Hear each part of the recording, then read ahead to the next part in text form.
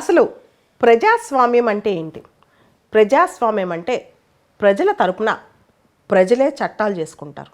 అన్ని సందర్భాల్లో ప్రజలందరూ వాళ్ళ తరపున వాళ్ళు చట్టాలు చేసుకునే వెసులుబాటు ఉండదు. కాబట్టి ప్రజాస్వామ్యంలో మన తరపున ప్రతినిధులని ఎన్నుకుంటాం, మన రిప్రజెంటేటివ్స్ని ఎన్నుకుంటాం అన్నమాట. వాళ్ళు మన తరపున పార్లమెంట్కి వెళ్ళి, స్టేట్ లెజిస్లేచర్కి వెళ్ళి చట్టాలు చేస్తారు. అయితే ఈ చట్టాలన్నీ అమల్లోకి వచ్చాక ప్రజల్లోకి రుద్దబడతాయి. అంటే ప్రజలు దాన్ని ఖచ్చితంగా పాటించాలి. చట్టాలు, పాలసీసు, రూల్సు, రెగ్యులేషన్స్ ఇవన్నీ. కాబట్టి చట్టాలు చేసే ముందే చాలా ఆలోచన చేసి కన్సల్టేషన్స్ మొదలుపెట్టి అందరు ఆమోదంతో చట్టాలు చేయాలన్నమాట. డెమోక్రసీ అంటేనే ఇది. అయితే ఇక్కడ మనీ బిల్ అనే ఒక కాన్సెప్ట్ ఉంది మన ప్రజాస్వామ్యంలో. మన చట్టాలు చేసేటప్పుడు మనీ బిల్స్కి కొన్ని ప్రత్యేకమైన క్యారెక్టరిస్టిక్స్ ఉన్నాయన్నమాట. కొన్ని సందర్భాల్లో నాన్ మనీ బిల్స్ని మనీ బిల్స్గా ప్రవేశపెడుతున్నారు. దాని మీద చర్చ జరుగుతోంది. సుప్రీంకోర్టు ఈ మధ్య ఈ సందర్భంగా ఒక కాన్స్టిట్యూషనల్ బెంచ్ ఏర్పాటు చేసి నాన్ మనీ బిల్స్ని మనీ బిల్స్ రూట్లో ప్రవేశపెట్టే విధానం పైన ఒక జడ్జిమెంట్ ఇచ్చే రూపంలో ముందుకెళ్తుందన్నమాట. అసలు నాన్ మనీ బిల్స్ని మనీ బిల్స్గా ఎందుకు ప్రవేశపెడుతున్నారు? అసలు దాని వెనకాల ఉన్న కథ ఏంటి ఒకసారి చూద్దాం. మామూలుగా ఒక బిల్ పాస్ అవ్వాలంటే ఆర్డినరీ బిల్ లోక్సభ, రాజ్యసభ అంటే రెండు సభలు ఆమోదం చేయాలి. నార్మల్ బిల్స్ ఏ సభలో అయినా ఇంట్రడ్యూస్ చేయొచ్చు. రెండు సభలకి పూర్తి హక్కులు ఉంటాయి అన్నమాట. దాని మీద చర్చించి దానిలో సవరణలు చేసి ఇలా రకరకాల హక్కులు ఉంటాయి. అయితే మనీ బిల్స్ విషయంలో ఒక ప్రత్యేకత ఉంది. మన రాజ్యాంగంలో ఆర్టికల్ 109 109 ప్రకారం మనీ బిల్ విషయంలో మనీ బిల్స్ కేవలం లోక్సభలోనే ప్రవేశపెడతారు. రాజ్యసభలో ఇనీషియల్గా ప్రవేశపెట్టరు. అసలు money bills will be introduced only in Lok Sabha initially.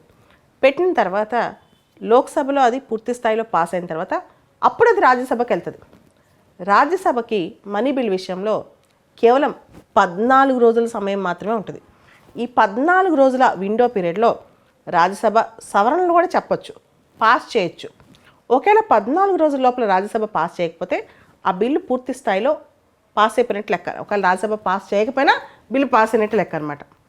Rajya Sabha money bill విషయంలో సవరణలు సూచిస్తే లోక్సభ ఆ సవరణలు యాక్సెప్ట్ చేయొచ్చు, యాక్సెప్ట్ చేయకుండా కూడా మళ్ళీ పాస్ చేసేయచ్చు. అంటే రాజ్యసభ సూచించిన సవరణలో నిమిత్తం లేకుండా ఆ బిల్ పాస్ అయిపోద్ది అనమాట. సవరణలు ఒకవేళ యాక్సెప్ట్ చేయాలనుకుంటే చేయొచ్చు, లేకపోతే లేదనమాట. అంటే రాజ్యసభకి మనీ బిల్ విషయంలో చాలా తక్కువ లిమిటెడ్ పవర్స్ ఉంటాయి. చాలా పరిమితమైన అధికారాలు ఉంటాయి. అయితే ఈ మధ్య చాలా క్వశ్చన్స్ వస్తున్నాయి. ఉదాహరణకి ఆధార్ చట్టం 2016 ఆధార్ యాక్ట్ అనమాట. అదేవిధంగా prevention of money laundering act 2002కి amendments, foreign contribution regulation act 2010కి అమెండ్మెంట్స్, ఇవన్నీ కూడా మనీ బిల్స్ రూపంలో ప్రవేశపెట్టారు. ఎప్పుడైనా అధికారంలో ఉన్న ప్రభుత్వానికి లోక్సభలో మంచి మెజారిటీ ఉంటుంది ఆటోమేటిక్గా. కానీ కొన్ని సందర్భాల్లో రాజ్యసభలో ఉండదు. అప్పుడు రాజ్యసభలో బిల్ని ఆపే ప్రమాదం ఉంటుంది అనమాట. అందుకని రాజ్యసభలో ఏ బిల్లు ఆగకుండా లోక్సభలో బిల్లుకి మొత్తం ఆమోదం తెలిపి కేవలం రాజ్యసభని నామమాత్రంగా చేసే ప్రక్రియే కొన్ని సందర్భాల్లో మిస్యూజ్ చేస్తున్నారు. మనీ బిల్ అనే అంశం మిస్యూజ్ చేస్తున్నారు. అయితే రాజ్యాంగంలో ఇలాంటి మిస్యూజ్ జరగకుండా ఆర్టికల్ 110 అనే ఒక గైడ్లైన్ ఉంది. ఆర్టికల్ 110లో మనీ బిల్ అంటే ఏంటో ప్రాపర్ నిర్వచనం ఉంది. సో ఆ 110లో చివరిలో ఎనీ ఇన్సిడెంటల్ మ్యాటర్ అంటే పైన వాటికి సంబంధించిన ఏదైనా కూడా దాని రిలేటెడ్ మ్యాటర్ కూడా మనీ బిల్ కింద వేయచ్చని. దాంతోపాటు మన రాజ్యాంగంలో ఆర్టికల్ 110 క్లాజ్ 3, ఆర్టికల్ 110 క్లాజ్ 3లో ఒక బిల్లు మనీ బిల్లా కాదా అని డెసిషన్ అప్పుడు స్పీకర్ నిర్ణయమే ఫైనల్ అని ఉంటుంది అనమాట. The decision given by the speaker is final. అంత మాత్రం చేత స్పీకర్ రాజ్యాంగేతర శక్తి కాదు. స్పీకర్ తన నిర్ణయం రాజ్యాంగంలో ఆర్టికల్ 110 కిందే తీసుకోవాలి. ఓకే, కాబట్టి మనీ బిల్ అనేది కాన్స్టిట్యూషనల్ పరంగా మనీ బిల్లా కాదా అనే విషయంలో చాలా చర్చలు జరుగుతున్నాయి. ఒక ఇంపార్టెంట్ డిస్కషన్ ఏంటంటే 2017లో 2017లో ఫినాన్స్ యాక్ట్ 2017 తీసుకొచ్చి దానిలో అడ్మినిస్ట్రేటివ్ ట్రిబ్యునల్ సంబంధించిన ఆ సభ్యుల యొక్క టెన్యూరు వాటికి సంబంధించి ఫినాన్స్ యాక్ట్లో పెట్టారు. కేంద్ర ప్రభుత్వం ఏం చేయొచ్చు, ఇవన్నీ చేయొచ్చు, రూల్స్ చేంజ్ చేయొచ్చు అని. అసలు ట్రిబ్యునల్స్కి సంబంధించిన అంశం ఫినాన్స్ యాక్ట్లు ఎందుకు పెట్టారు? అది మనీ బిల్ కాదు కదా అంశం అని మొత్తం ఈ ఫినాన్స్ యాక్టే కొట్టాలని చెప్పి అప్పట్లో కాంగ్రెస్ తరపున జయరాం రమేష్ గారు మిగతా అందరూ కోర్టుకు వెళ్ళారనమాట. దీనికి సంబంధించి సుప్రీంకోర్టు అప్పట్లో 5 జడ్జెస్ బెంచ్ దీన్ని 7 జడ్జెస్ బెంచ్కి వెళ్ళాలని చెప్పింది. 2019 తర్వాత చాలా కేసులు వచ్చినప్పటికీ 7 జడ్జిలు గల ధర్మాసనం దీన్ని చర్చించాలి, దీన్ని డిసైడ్ చేయాలి, కాన్స్టిట్యూషనల్ బెంచ్ కూర్చోవాలి. అప్పుడు మొత్తం ఇలాంటి కేసులన్నీ కూడా మనీ బిల్స్ రూపంలో ఎలా వస్తున్నాయి అనే దాని మీద డిస్కషన్ జరుగుద్ది. అదేవిధంగా Aadhaar case, Aadhaar bill money బిల్లుగా ప్రవేశపెట్టినప్పుడు గవర్నమెంట్కే సపోర్ట్ చేసింది కోర్టు. 2018 సెప్టెంబర్లో జడ్జిమెంట్ వచ్చిందనమాట, ఆధార్ బిల్ మనీ బిల్ అని.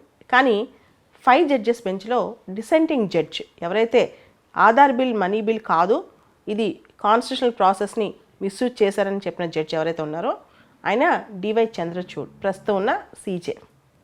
సో ఈయన ఆధ్వర్యంలో అంటే ఈయన దృష్టిలోకి వచ్చింది కాబట్టి మనీ బిల్స్ అంశంలో ప్రస్తుతం కాన్స్టిట్యూషనల్ బెంచ్ రాబోతుంది. ఈ బెంచ్ తొందరలో ఒక నిర్ణయం తీసుకోబోతుంది. అసలు నాన్ మనీ బిల్స్ను మనీ బిల్స్గా పెట్టి ఎందుకు డెమోక్రటిక్ ప్రాసెస్ని ఇలా సబ్వర్ట్ చేస్తున్నారు, రాజ్యసభని గొంతు నొక్కేస్తున్నారు. ఎందుకంటే రాజ్యసభ రిలవెన్స్ అక్కడ పోతుంది. జనరల్గా అధికార పార్టీ లోక్సభలో పెట్టిందంటే ఆటోమేటిక్గా స్పీకరు దాన్ని మనీ బిల్ అంటాడు, తర్వాత అక్కడున్న లోక్సభ సభ్యులు కూడా అధికార పార్టీ సభ్యులే కాబట్టి వాళ్ళందరూ కూడా యాక్సెప్ట్ చేస్తారు. కానీ రాజ్యసభని ఇక్కడ గొంతు నొక్కుతున్నారు, డెమోక్రటిక్ ప్రాసెస్ని సబ్వర్ట్ చేస్తున్నారు. అధికారం ఉంది కదా అని చెప్పి నాన్ మనీ బిల్స్ని మనీ బిల్స్గా స్టాంప్ చేస్తున్నారు. ప్రజలకి అతి ముఖ్యమైన బిల్స్ పెద్ద చర్చ లేకుండా ఊరికే పాస్ అయిపోతున్నాయి. ఇది ఎంతవరకు రైటు, ఇవన్నీ కోర్టులో తేలాల్సి ఉంది.